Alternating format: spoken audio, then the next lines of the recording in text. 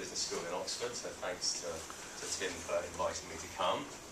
Tim has told you that our history goes back a while in this subject, and Tim was working with me in Oxford several years ago on a big project, and we've stayed in touch since, so it's nice to have a chance to come and talk to you. And thank you to you for coming.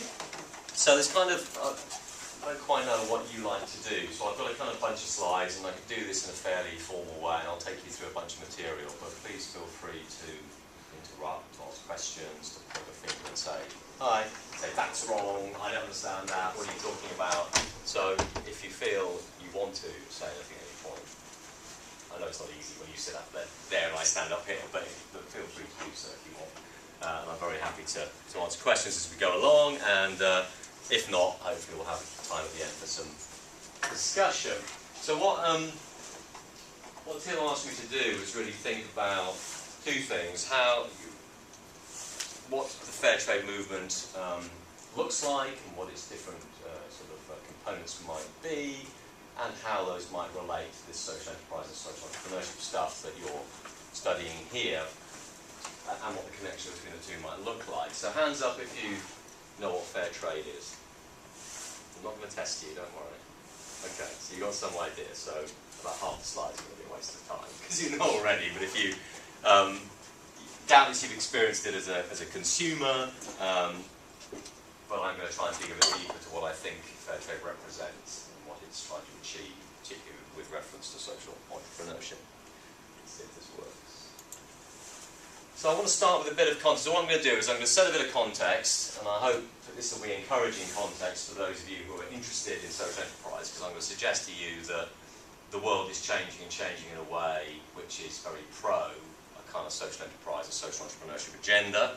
Then I'm going to tell you a bit about how we in Oxford think of what social entrepreneurship is and how we might categorise it, and then I'm going to talk about fair trade and try to show a relationship between the two. So there'll be kind of three parts to this. And there'll be lots of information on these slides. I won't go through all of it. I'll just pass on it in front of you and summarise it. If for any chance you want to pick this stuff up later, I'm happy to send you the slides. And so you should just get my email address from Tim, and I can send them to you. So don't feel you have to write everything down, but we can get the information to you. So let's just start with a bit of scene setting, and this will be familiar to you, I guess.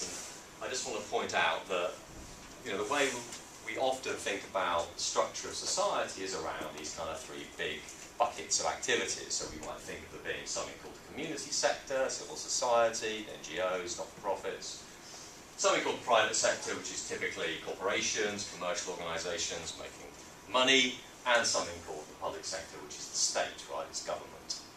And a lot of thinking over the years has been about analysing these as separate things. So you've got a whole, academic and consultancy and policy industry around understanding each of these. Of course, business schools typically, historically, have been interested in this bit, but probably only this bit. But what I'm going to say to you today is this is changing, I think. If these three were ever really separate, I think they're a lot less separate now than they once were.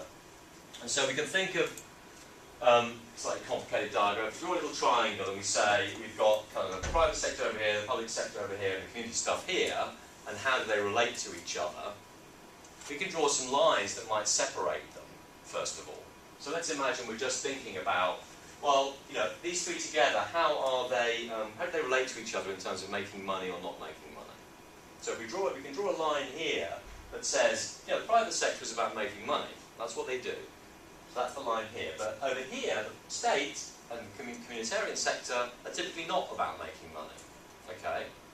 So that draws a line here that says this one's distinct and these two are kind of together, either side of a line that says profit or not for profit. Okay? And we can do the same with the other two. So we can also think of organisations as being either private or public. So something to do with government or the state, or something to do with individuals setting up organisations. And if we draw that line, well then government sits over here, but actually NGOs, not-for-profit, social enterprises sit with commercial organisations as being private, not public. And then finally, you can draw a line here that says, often this stuff is pretty informal, so people get together as volunteers, or they get together as local organisations to do stuff. Typically, firms, companies, and the government are more formal. So we don't have to worry about the details of this, but what I want to say to you going forward is that whilst I think these little lines are real, what's actually happening with social enterprise is they're blurring across these lines. They're saying, well, hang on, how about we think of different kinds of arrangements that might connect profit and non-profit stuff together, or might connect formal and informal stuff together, or might connect private and public organisations together in some way. So this kind of boundary spanning is a distinctive feature of this sector and of fair trade. We'll come back to that. Does that make sense? You with me on that? Do stop me if it's... Yeah? Wouldn't you say then that social enterprise is the little triangle in the middle? Well, why not? That's nice. Yeah, I've got a picture of where it's in the middle in a minute. That's a good point. Yeah, you could easily say that. Yeah. If I'd been smarter, I would have done that. So thank you. Next time I do this, I'll do that. Yeah, to some degree, I think that's right. It's where, I mean, it's not quite a Venn diagram, so maybe that doesn't quite work. But you're right to say that that would be a way of representing the fact that it's kind of crossing over these lines in different ways. Is what I'm trying to say. So that's great. Thank you. Exactly. Okay. So just a bit of, again, backstory. Any of you have the pleasure of reading the Harvard Business Review? Well, maybe none of you if you're sensible, will have noticed that this month, right, January, February's edition, has suddenly got this, what they call the big idea, which is about fixing capitalism. So suddenly there's all this very, very mainstream, sort of thing that the directors of big corporations tend to read in airports, has suddenly got this big idea that, oh my goodness, big firms are ruining the world and we need to do something else. And they write a whole piece, Michael Porter and Mark Kramer write this piece about creating shared value is their big new agenda.